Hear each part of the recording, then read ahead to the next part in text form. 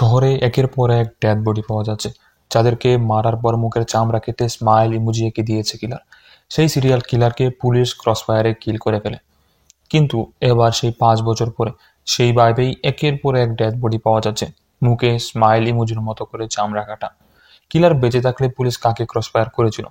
Police Crossfire করে কিলারকে মেরে ফেললে কেই বা এভাবে কিল করছে? এসব প্রশ্নের উত্তর পেতে আপনাকে দেখতে হবে পুরো ভিডিওটি। হ্যালো অডিয়েন্স, আমি এমএসএস আজকে এক্সপ্লেন করতে যাচ্ছি দ্য স্মাইল ম্যান মুভি। এখন কথা না বাড়িয়ে যাওয়া যাক আমাদের মূল ভিডিওতে। সিনেমাটি শুরু হয় একটি ছোট্ট মেয়ে এবং একটি কার অ্যাক্সিডেন্টকে দেখিয়ে। তারপর সিনটি 5 বছর পরে চিদম্বরম নামে এক পুলিশ অফিসারকে দেখায়, যে এখন অ্যালজাইমার রোগের পেশেন্ট, আর সে এখন পুলিশের থেকে অলরেডি রিটায়ার্ড নিয়ে নিয়েছে। চিদম্বরম এক লেডি ডক্টর এসে তার মেডিকেল রিপোর্ট দেখে আর তাকে বলে তার কাছে 1 বছর সময় আছে, আর তারপরে চিদম্বরম নাকি তার অ্যালজাইমার রোগের জন্য সব স্মৃতি পুরোপুরিভাবে ভুলে যাবে। এরকম কথা শুনে চিদম্বরম একটু মন খারাপ করে। এতে লেডি ডক্টর তাকে অ্যাডভাইস দিয়ে বলে চিদম্বরম আজ থেকে যাই কিছু অ্যাক্টিভিটি করবে সে যেন সেটাকে রেকর্ড করে রাখে। এদিকে চিদম্বরম নিজের পুলিশ ক্যারিয়ারে যেসব ক্রিমিনালদের পাকড়াও করার জন্য যা যা ডিল করেছিল সবকিছু একটি জায়গায় লিখে রাখেন। আসলে সে পুলিশ ক্যারিয়ারের এক সিরিয়াল কিলারে উদয় হয়েছিল, যে নাকি মানুষকে মেরে তার টুটের চামড়া কেটে যেত এবং দেখে মনে হতো ভিকটিম দাঁত বের করে হাসছে। এরকম মারার প্যাটার্ন দেখে সবাই কিলারকে নাম দিয়েছিল দ্য স্মাইল ম্যান। কিন্তু চিদম্বরম এই সিরিয়াল কিলারকে অনেক চেষ্টা করে ধরতে পারেনি। কিছুদিন পর চিদম্বরম তার ক্যারিয়ারের সব পুলিশ রিপোর্টগুলো বায়োগ্রাফি আকারে প্রকাশ করে। এই বইয়ে সবাই প্রশংসা করছিল এবং বইয়ের লাস্ট পেজে দ্য স্মাইল ম্যান নামে একটি চ্যাপ্টার ফাঁকা ছিল। এ ব্যাপারে জিজ্ঞাসা করলে চিদম্বরম একটু নার্ভাস হয়ে যায়, কেননা দ্য স্মাইল ম্যান নামে সেই কিলারকে খুঁজেই পায়নি। কিছুক্ষণ পর একটা নিউ পুলিশ অফিসার চিদম্বরমের সাথে পরিচয় হয়, আর সে বলে সে নাকি ব্যাংকাট এসেছিলেন। আসলে ব্যাংকাট ছিল চিদম্বরমের কলিগ, তারা দুজন একসাথেই কাজ করত। তারপর অরবিন্দ চিদম্বরমকে বাড়িতে ড্রপ করতে যায়। রাস্তায় যেতে যেতে অরবিন্দ বলে তার বাবা ব্যাংকাটিস নাকি সেই সিরিয়াল কিলারের খুঁজে নিখোঁজ হয়ে গেছে। অরবিন্দ জানে না তার বাবা এখনো বেঁচে আছে নাকি মারা গেছে। চিদম্বরমকে বাড়ি চলে আসে এবং চিদম্বরম অরবিন্দকে বাই বলে নিজের বাড়ির দিকে চলে যায়। সেই প্রথমে চিদম্বরম তার বাড়ির চাবিটা খুঁজে পায় না, কিন্তু একটু ভাবতেই তার চারা গাছের থেকে তার চাবিটা খুঁজে পায়। তারপর সে নিজের একটা রেকর্ডার আজকের দিনের সবকিছু রেকর্ড করে। এদিকে অরবিন্দ ট্রান্সফার হয়ে নিউ ডিপার্টমেন্টে জয়েন করে, আর গণপতি নামে এক সিনিয়র তার জার্নির জন্য অনেক শুভেচ্ছা জানায়। এরপর দিন চিদম্বরম লুকিয়ে একটা পুলিশ ক্লার্কের বাড়িতে যায়, যার নাম বেরিয়া। বেরিয়া চিদম্বরমকে দেখে খুব খুশি হয়। এরপর চিদম্বরম বেরিয়াকে কিছু টাকা দিয়ে তার জন্য একটা কাজ করতে বলে। চিদম্বরম তার ক্যারিয়ারে এমন কিছু ক্রিমিনালদের ডিটেলস এর ফাইল দিতে বলে, যারা খুব সিরিয়াস ক্রাইম করার পরেও টাকা ও পলিটিক্যাল পাওয়ারের জন্য বেরিয়ে গিয়েছিল। একথা শুনে বেরিয়া টোটাল 4 জনের ফাইল দেয়। তারপর চিদম্বরম 4 জনের ডিটেলস বের করতে এবং জানতে পারে প্রথম ক্রিমিনালের নাম হলো বিনোদ ভান্ডারী, যে কিনা একজন চিট ফান্ডে গোলা করে অনেক টাকা মেরে দিয়েছে। দ্বিতীয় ক্রিমিনালের নাম রবিচন্দ্রন, যে কিনা নিজের মেয়েকে রেপ করে এবং খুন করে পুলিশকে ঘুষ খাইয়ে সেই কেসটা ক্লোজ করে দিয়েছে। তারপর তৃতীয় ক্রিমিনাল হলো সেলভাডার, যে কিনা নকল মদের ব্যবসা করে আর নকল মদ খেয়ে নাকি অনেকজন মারাও গিয়েছে। তারপর 4 নম্বর যে ক্রিমিনাল হলো তা হলো শক্তিবেল, যে একটি স্কুলের হেডমাস্টার। সে অনেক কিশোরী মেয়েদেরকে টিউশন পড়াতো, তার নাম করে রেপ এবং মলেস্ট করেছে। এখন চিদম্বরম 4 জন ক্রিমিনালদের এক এক করে চালাকির সাথে দেখা করে। তারপর একটা রাতে প্রিন্সিপাল শক্তিবেলকে একটা সাদা গাড়ি ফলো করতে শুরু করে এবং তাকে কিডন্যাপ করে তার গাড়িতে করে নিয়ে যায়। এবং তার পরদিন সেই প্রিন্সিপালের টুট কাটা অবস্থায় মরে পড়ে থাকতে দেখা যায়। যাকে দেখে পুলিশ খুব অবাক হয়, কেননা আজ থেকে 5 বছর আগে সেম টুটকাটা প্যাটার্ন অনেকগুলো খুন হয়েছে, আর পুলিশের মতে খুনিকে তারা 5 বছর আগে এনকাউন্টারে মেরে ফেলেছিল। এখন অরবিন্দ কেসটা লিড করে, আর তার মনে পড়ে কিলার কোথাও মার্ডার করে তারপর তার লাশটাকে এখানে পাবলিকে রেখে গিয়েছে। এরকম অদ্ভুত প্যাটার্নে খুনগুলো আবার শুরু হয়ে দেখে অরবিন্দ বুঝে যায় আসল খুনি এখনো বেঁচে আছে। কিন্তু সেই সিনিয়র গণপতি পুলিশটা বলে অরবিন্দের বাবাই নাকি 5 বছর আগে খুনিকে এনকাউন্টার করেছিল। সো গণপতি এবারের কেসের ব্যাপারে ডিটেলস ইন্টিগ্রেট করার জন্য চিদম্বরমের হেল্প নিতে বলে। তো অরবিন্দ এই কেসটা সলভ করার জন্য চিদম্বরমকে ফোন করে। চিদম্বরমের হেলথ ডক্টর প্রবলেমের জন্য তাকে কেসটা নিতে মানা করে, কিন্তু চিদম্বরম বলে 5টি খুনিকে সে এখন পর্যন্ত ধরতে পারেনি, তার গিল্টের মধ্যে এখনো আছে, তবে এবার ধরবেই। তো চিদম্বরম সিরিয়াল কিলারকে ধরার জন্য অরবিন্দের সাথে সাহায্যে হাত বাড়িয়ে দেয়। এবং পরের দিন চিদম্বরম পুলিশ স্টেশনে গিয়ে কেসের নিয়ে ডিটেলসগুলো বাকি সবার থেকে শোনে, পাশাপাশি তার রেকর্ড করতে থাকে। এরপর রাতে বেরিয়া বলে যে 4জন ক্রিমিনালকে তারা ফলো করছিল, কুনি নাকি তাদের একজনকে মেরে ফেলেছে। এতে বেরিয়ার খুব ভয় হতে থাকে, কিন্তু চিদম্বরম তাকে সান্ত্বনা দিয়ে বলে বাকি 3জন ক্রিমিনালকে সাবধানে ফলো করতে বলে। এরপর চিদম্বরম সেই ডাস্টবিনে গিয়ে আশেপাশে ভালোভাবে খুঁজতে থাকে। একটু পরে একটা ভিখারিকে দেখতে পায়। চিদম্বরম তাকে গতকাল এসেছিলেন কিনা জিজ্ঞাসা করতে ভিখারি বলে গতকাল তাকে নাকি একটা লোক বিরিয়ানির প্যাকেট দিয়েছিল। তবে ভিখারি এটা বলে লোকটার মুখ ঠিক করেও দেখতে পায়নি। এই শুনে চিদম্বরম বুঝে যায় উনি গতকালকে খুব চালাকির সাথে ডাস্টবিনের লাশটা রেখে গেছে। তারপর চিদম্বরম অরবিন্দকে বলে এটা সেম 5 বছর আগেকার সিরিয়াল কিলারের, কেননা 5 বছর আগে অরবিন্দের বাবা এই সিরিয়াল কিলারকে এনকাউন্টার করেছিল। অরবিন্দের সন্দেহ হলেও কিন্তু সে কিছুই বলে না। অরবিন্দের মনে হয় চিদম্বরম তার কাছ থেকে কিছু একটা লুকাচ্ছে। এদিকে ফরেন্সিক ডক্টর চিদম্বরমকে বলেন উনি খুবই এক্সপার্ট। কেউ এত নিখুঁতভাবে টুটগুলো কেটে খুন করেছে, এই মার্ডারের পর সবুতগুলো এভাবে লুকিয়েছে যে স্পষ্ট বোঝা যায় এটা কোনো প্রফেশনাল কিলার। অন্যদিকে টিভিতে 5 বছর আগের সেম প্যাটার্ন মার্ডারগুলো আবার শুরু হয়েছে দেখে সবাই একটু ভয় পেয়ে যায়। এদিকে একদিন রাতের বেলা বেরিয়া ক্রিমিনালকে লুকিয়ে লুকিয়ে ফলো করছিল, কিন্তু বেরিয়াকে সেই সাদা গাড়ি ফলো করতে শুরু করে। একটু পর বেরিয়া নিজের ঘরে পৌঁছালেন। কেউ তার দরজা নক করে। বেরিয়া ভিতর থেকে জিজ্ঞাসা করলেন, দৌড় ওপার থেকে বলে সে চিদম্বরম। তার গলা শুনে বেরিয়ার একটু সন্দেহ হয় এবং বেরিয়া আবার চিদম্বরমকে ফোন করে। চিদম্বরমকে ফোন করে সে জানতে পারে চিদম্বরম তার নিজের ঘরেই আছে। এটা শুনে বেরিয়া অনেক ভয় পেয়ে যায় এবং চিদম্বরম বেরিয়াকে বলে সে যেন দরজা না খুলে ঘরে চুপচাপ বসে থাকে। এদিকে চিদম্বরম বেরিয়ার বাইরের দিকে আসতে শুরু করে, কিন্তু অ্যালজাইমার কারণে চিদম্বরম বাড়িটা কিছুক্ষণের জন্য ভুলে যায়। এদিক ওদিক খুঁজতে খুঁজতে একটু পরে সে ফাইনালি বেরিয়ার বাড়ির দিকে আসে। চিদম্বরম অন্ধকার বাড়িকে কাউকে দাঁড়িয়ে থাকতে দেখে। চিদম্বরম ভাবে এটা মেবি অন্য কারো বাড়ি, কিন্তু পাশে যখন চিদম্বরম বেরিয়ার গাড়ির রক্ত লেগে থাকতে দেখে তখন সে তাড়াহুড়া করে আবার ঘরে ফিরে আসলে সেখানে কাউকে দেখতে পায় না। তারপর চিদম্বরম অরবিন্দকে ফোন করে আশেপাশে সকল টুল লাগাতে বলেন, পুলিশ অ্যালার্ট দিতে বলেন। তারপর পুলিশ শহরের সব গাড়িগুলোকে ভালো করে চেক করতে থাকে। অন্যদিকে চিদম্বরম একটা ফাঁকা জায়গায় চুপচাপ বসেছিল, আর তখন সে একটি সাদা গাড়িকে দেখতে পায়। বেসিক্যালি এই গাড়িটাই হলো 5 বছর আগে তার অ্যাক্সিডেন্টের দিন দেখেছিল, কিন্তু অ্যালজাইমার কারণে চিদম্বরম কিছুই মনে করতে পারছিল না। এদিকে পুলিশ ফোন করে কথা বলতে থাকে এবং নিচের দিকে দেখে একটি অটো ড্রাইভার তার গাড়ি থেকে একটি লাশ বের করে ফেলে পালাচ্ছে। তো পুলিশ অটো ড্রাইভারকে অ্যারেস্ট করে। তারা সবাই বেরিয়ার টুটকাটার লাশ বইটা উদ্ধার করে।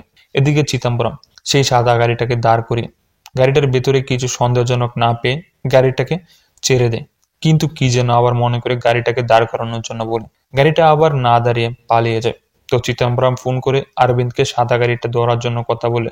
অরবিন্দ বলে তারা সাসপেক্ট হিসাবে এক অটো ড্রাইভারকে নাকি অ্যারেস্ট করেছে, কিন্তু অটো ড্রাইভার বলে সে নাকি এই খুনটা করেনি। সে বলে তার গাড়িতে 2টো কাস্টমার উঠেছিল আর তারাই নাকি খুব চালাকির সাথে লাশটা অটোতে রেখে পালিয়েছে।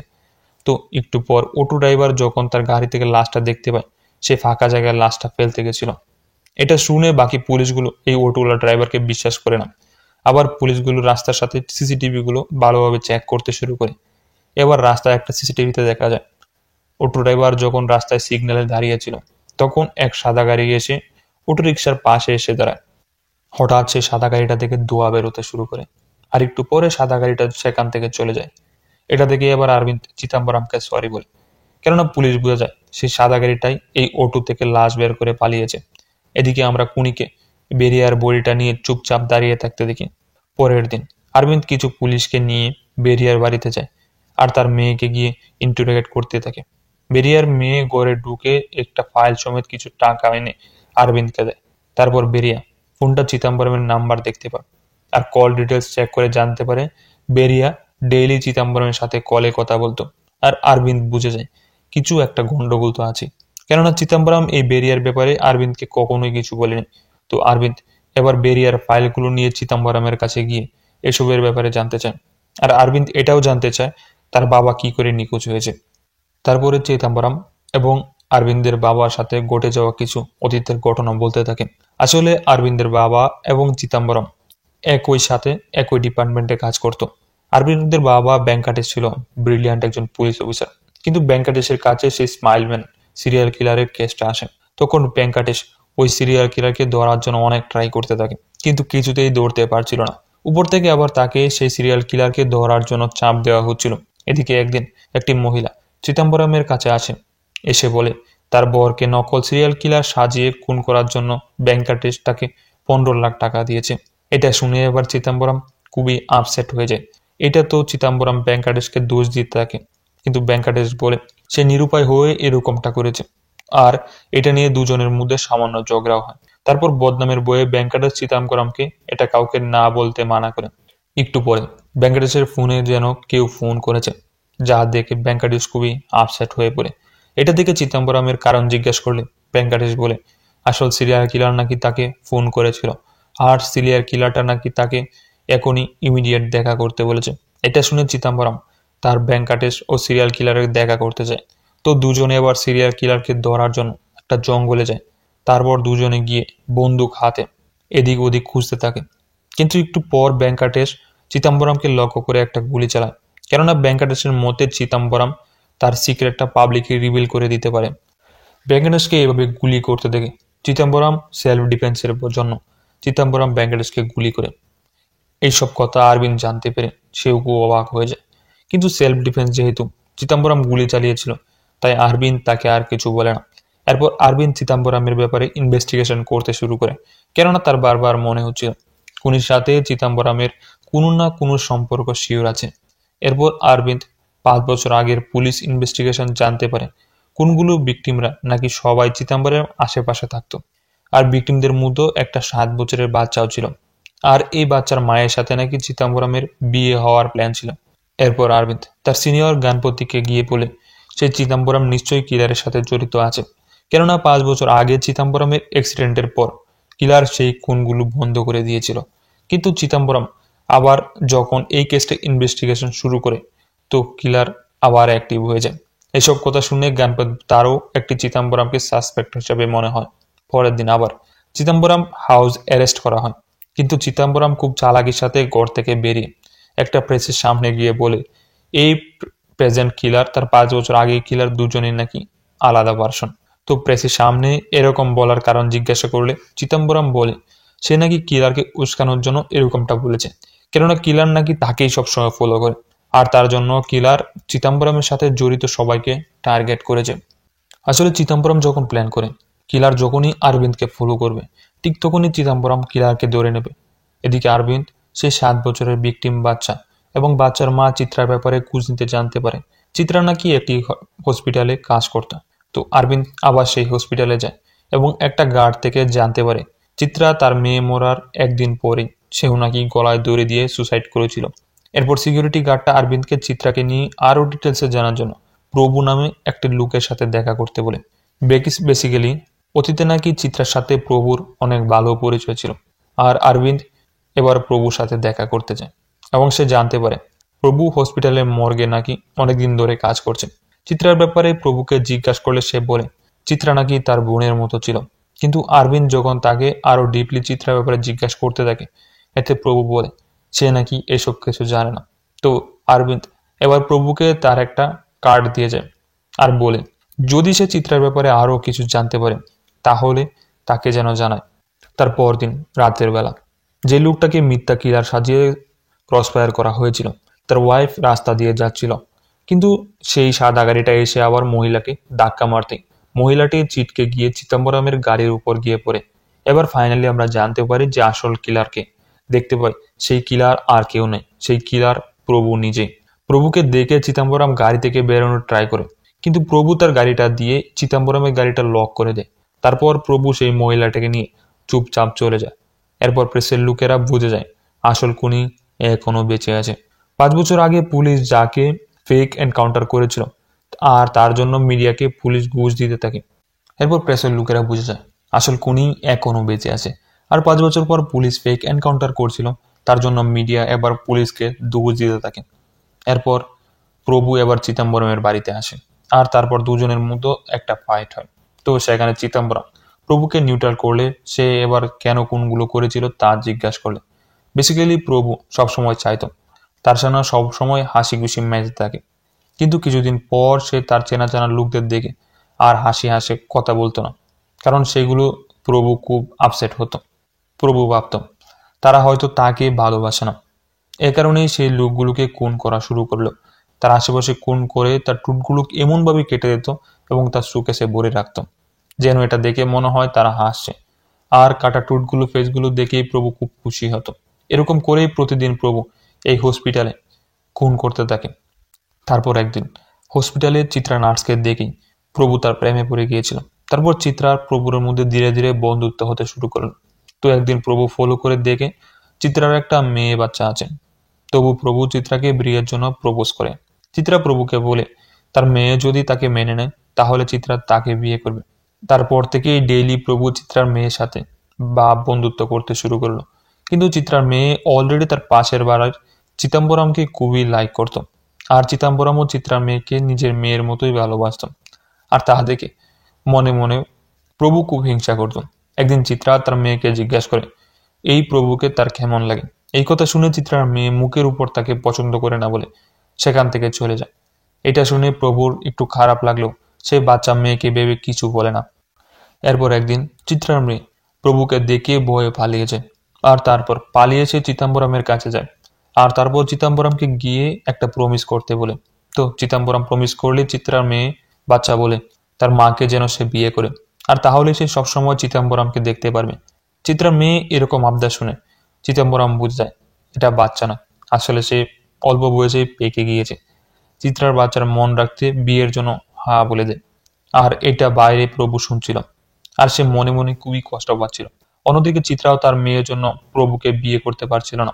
এরপর একদিন রাতে প্রভু চিত্রার অবর্তমানে তার ঘরে যায় এবং চিত্রার মেয়ের জন্য প্রভু একটি পুতুল নিয়ে আসে। কিন্তু চিত্রার মেয়ে প্রভুকে পাত্তা দিচ্ছিল না। এটা দেখে প্রভু তাকে ধমক দিলেন। চিত্রা মেয়ে কান্না করতে করতে ভয়ে দরজা খুলে বাইরে পালিয়ে যায় এবং একটি ছোট্ট জঙ্গলের সামনে প্রভু তাকে ধরে ফেলে এবং তার কাছে ক্ষমা চাইতে থাকে। আর ঠিক তখনই পাশ দিয়ে চিদম্বরম যাচ্ছিল। তো চিত্রা মেয়ে চিল্লাতে গেলে প্রভু নার্ভাস হয়ে যায় এবং তাকে নাক মুখ বন্ধ করে ধরে। তারপর চিদম্বরম সেখান থেকে চলে গেলে প্রভু লক্ষ্য করে চিত্রার মেয়ে নিঃশ্বাস বন্ধ থাকার কারণে সে মারা গিয়েছে। এরপরই প্রভু চিত্রার মেয়েকে জড়িয়ে খুবই কান্না করতে থাকে। কিন্তু কাঁদতে কাঁদতে একটু পর সে ভাবে যা হয়েছে ভালোই হয়েছে, কেননা এবারেই তাহলে সে চিত্রাকে বিয়ে করতে পারবে। এরপরের দিন চিত্রাও তার মেয়ের লাশ দেখে সেও রুমে গিয়ে গলায় দড়ি দিয়ে সুসাইড করে। এসব প্রভুর কাছ থেকে শুনে চিদম্বরম প্রচন্ড রেগে যায়। চিদম্বরম এসব শুনে অনেক রেগে যায়, আর চিদম্বরম তাকে প্রচন্ড মার দিতে থাকে।